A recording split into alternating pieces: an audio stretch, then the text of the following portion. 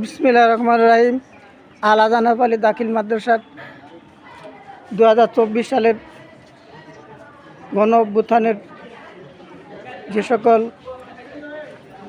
তাজা তরুণ ছাত্র, কৃষক, জনতা এবং সাধারণ মানুষ স্বৈরাচার আন্দোলনে, বৈষম্যবিরোধী আন্দোলনে যারা শহীদ হয়েছিল তাদের মাগফিরাত কামনা করি এবং যারা আহত হয়েছে তাদের